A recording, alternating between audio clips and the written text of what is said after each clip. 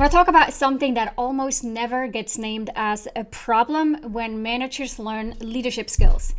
And the reason is that on the surface, this thing actually looks like a strength.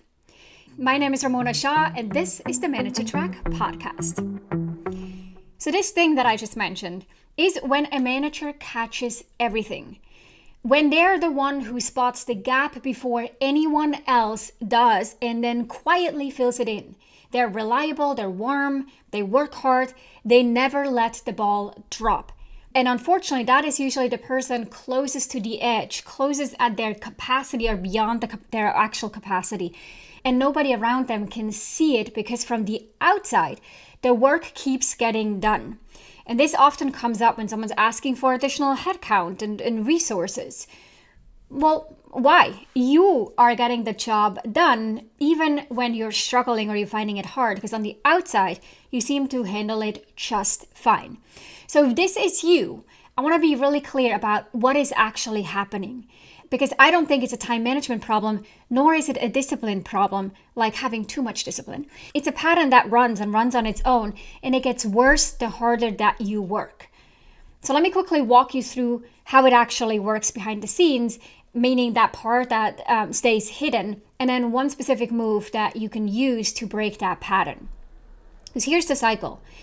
It starts with absorbing, like something slips on your team, the task is half done, a deadline is about to be missed, and you step in and you handle it yourself. Because in that moment, rationally, objectively, right, this is the fastest thing and it feels like the responsible thing to do. You are taking care of your team. You make sure that no balls get dropped. But then you fast forward a bit, you fall behind your own work because you are carrying other people's work on top of yours. And then the next step in the cycle is that you start to read that slippage on your own stuff, like not being able to really or invest in team development, not really able to set goals or participate in a learning program, attend a workshop, work on strategic goals in the initiatives. Then that becomes a sort of a personal failure, something as though I'm not good enough yet, I'm not doing that thing yet. And the conclusion is usually that we're not ready yet, or we're not good enough yet, we haven't figured it out yet. It's very rare for someone to actually see, oh, I'm overloaded because I'm doing 3 people's jobs, and that is the issue in this whole process. No, we do think, oh, I'm behind. I need to get it together. I need to do better. I need to work harder in order to compensate for that. And so working harder means absorbing more, which actually sends you right back to the start. Now, there's no villain in that. Nobody's taking advantage of you on purpose. Your team isn't there to say, let's stress out my manager. Let's see if they can catch the ball I'm about to drop. There's no ill intention. And you are also not weak or a people pleaser as a result of this. The cycle is just mechanically almost self-feeding. And the reason it is so hard to spot is that every single step actually looks like objectively the right move. It looks like conscientiousness, doing the right thing. And also, it's usually the thing or the type of behavior that you've been praised for your whole career. I'm going to call out a specific example, but this is very common. So this person isn't the only one here. But this particular manager was quietly redoing parts of her direct report's work late at night after everyone had already logged off, rather than having a conversation about why this particular piece of work or deliverable was not meeting this standard and what the employee needed to do to bring it up to standard. Instead, the manager would spend hours at night just trying to catch up on the work and bringing up to, the standards by doing the work themselves. Now, from the outside, she kind of looked like a hero. The work was always polished. The entire team's work was polished and great. The employees felt like, I'm going to have a second thought on that, but there was something about like, oh, my manager rolls up their sleeves and they're super helpful and they jump in and they make sure that I look good when I present this work to the outside or to other teams or a client. But this particular manager, was exhausted. And like I said earlier, her own projects were slipping and her team had no idea that anything was wrong. because she did this quietly. She didn't make a fuss. She didn't have the feedback conversations necessary. She just kind of felt like, oh, this is what managers are supposed to do. This is what is going to be the right thing for our team. And so I'm actually being the right supportive manager. Sometimes even wrapped in this idea that that is servant leadership.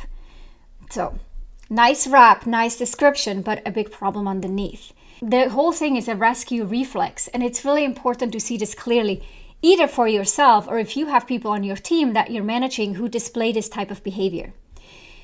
It's not generosity, by the way, because the resentment internally as to why do I have to do everyone's work? Why can't they just get it? Why aren't they going the extra mile like I am?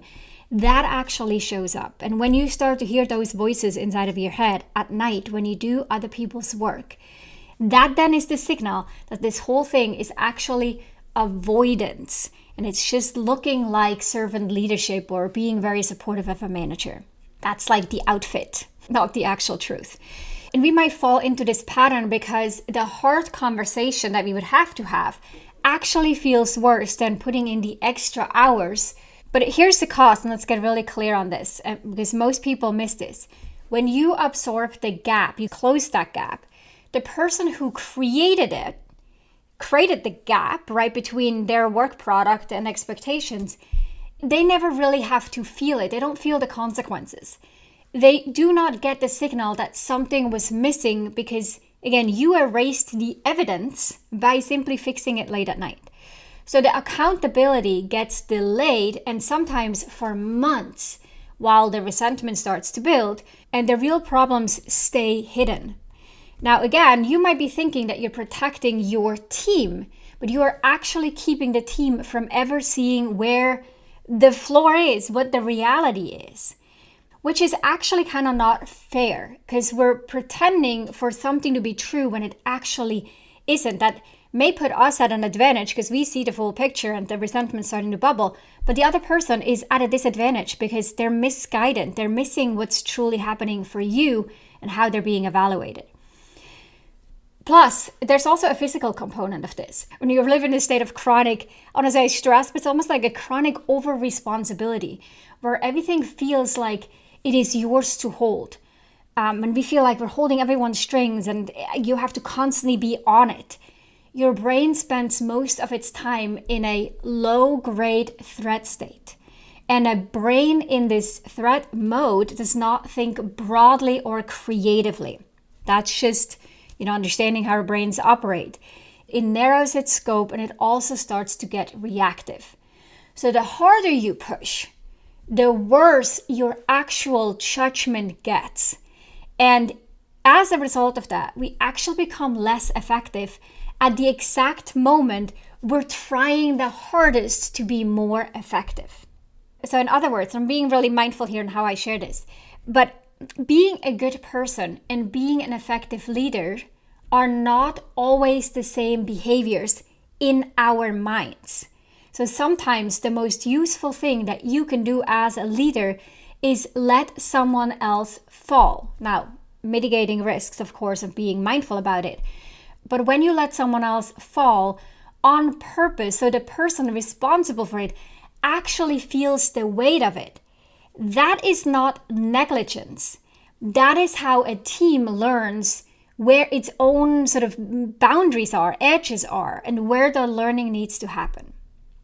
So, while a good person would never let anyone fall or would try to do whatever possible for them to not feel the consequences, sometimes letting someone fall is exactly what teaches them the consequences. This is when you have a child on a playground and you realize like they're doing something they're gonna bump on their butts. You might be making sure that if they do fall, that they're protected and they don't get hurt. But them falling is likely a lesson where they realize like, this is not working, or I'm not ready for this climb or this slide or whatever it is. But you're mitigating the risk, but you're also not removing this learning opportunity from them, right? So what may seem like good person behavior would be to like pick them up and rescue them or remove them from the obstacle, which actually isn't the effective thing to do. So to be clear here, what we perceive as good is only sort of made up in our minds versus effective. Now, we're not talking about throwing people under the bus, throwing them out into the deep end of the pool. It's very much risk mitigated, but we're usually way too protective. And then the employee who should be learning, they never understand the consequences because you're removing all of that. You're not actually giving them an opportunity to experience it and learn through the experience. Now, if this is landing and you are someone who wants to actually build the skill of leading instead of just absorbing, if this is a pattern that you recognize is happening, and there's probably a few others, which is very typical for first-time leaders, this is exactly what we do inside the Leadership Accelerator. It's a 12-week program we run for new and early-stage managers, people who were great at their job as individual contributors and now have to get great at leading other people, which is a completely different skill set. We go deep into this exact thing on how to delegate without abandoning your team, how to run an accountability conversation that sticks instead of quietly doing the work yourself.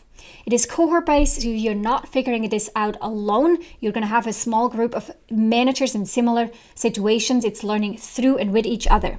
Now, the link is in the show notes to learn more and get in touch to figure out if this is the right program for you. Now, let's get back to it. So let me get practical about breaking the cycle. The hardest part is not just deciding to stop, that's awareness. It is the handback, the actual moment where you give a piece of work back to the person it belongs to and not take it back when they struggle. So most managers get this wrong because they make it feel like a punishment, or they cave the second the person looks stuck or it comes back and asks for more help. So here's the approach. First, name what the other person is experiencing out loud before you correct anything. This could be something like, hey, I know that every time you have gotten close on this, I have stepped in and I finished it. So this has probably felt like it was never really yours in the first place. That one sentence does a lot because it tells them that you see the dynamic and you're not pretending it was all on them. This is what I was alluding to earlier when I said your team members may like that you're there and helping and rolling up your sleeves, but there's very, very high chance that they also stop feeling fully responsible for their work because they know that you're going to come in and make changes. So then at this point, it's like abdicating ownership because now you brought it across the finish line. So it's not fully theirs anymore. And that actually feels pretty demotivating to people. And it removes that sense of ownership and accountability that we actually want to cultivate. So you calling out the dynamic and the pattern demonstrates ownership on your part and awareness. It also lets them know we're going to do things a bit differently going forward. Second, then, give them your plain read of the situation, like your own part in it as well. Hey, I've been absorbing this and that was a mistake on my side because it stopped you from ever owning it fully, right? With that, you're not blaming them and you're not blaming yourself into another round of rescuing. You're just stating what happened. Now, this is when we get to it, you're specifically calling out the next action and you make the ownership real, right? This is now yours to own. Let's check in on Thursday at 2:00. And if you get stuck before then, come find me before that time, not after, because that is a deadline and it needed to be complete, ready for handoff at that time. So notice the check-in is at a point to review what they've created with the expectation that it should be finished. It's not, hey, let me see what you got and then I'm going to finish it up. And you might feel the pull to jump in and tell them exactly what to do, like the redlining it and all of that. We're not going to go in there and just now not doing it ourselves, but basically dictating them exactly what to do. We're really passing on ownership, explaining the standards, and then letting them run with it. So here's a small thing that helps. When you catch yourself reaching to redo someone's work or dictating them exactly what to do, stop and ask yourself one question. Is this mine, truly, should it be, or am I rescuing?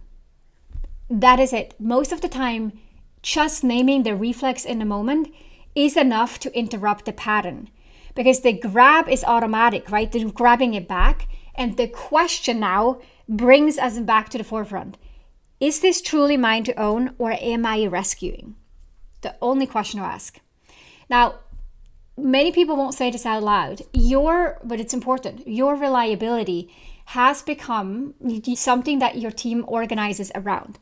They are under-functioning a little bit just as much as you are over-functioning. This is literally the dynamic. When you over-function, they will under-function because they know you will catch it. They know that you're the safety net. It's not blaming them. It's just what happens in a dynamic like this. When one person overfunctions, the people around them naturally do less to match that.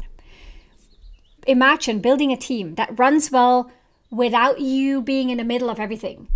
And some part of you feels somewhat threatened by that. Like you would maybe lose your value because now people don't depend on you anymore. That is another really good observation, because oftentimes the motive to insert ourselves in other people's work and overfunction is because it makes us feel useful and like we're contributing and we're needed. And especially if there's stuff going on where we're worried about not having a job, or we're worried about not being needed and we need that kind of recognition and reward, then everything I said here won't work, because you will naturally always gravitate to inserting yourself in other people's work. So that's really important awareness underneath all of it. A team that only works when you are overfunctioning is not a team you built. It is a dependency that you built. Two different things. And so know that with the idea that if you are not needed, if you're not inserting yourself everywhere as a result of that, you are going to get stuck in your career because you cannot grow that type of leadership. It will put a big limit on your growth. And so this is another part that we really need to become aware of. So if this is helpful to you, make a declaration. Go to your manager and your team and say out loud that you're deliberately changing this. Something like, hey, I've been absorbing too much and I believe it's holding us all back. So I'm going to start handing things back to you.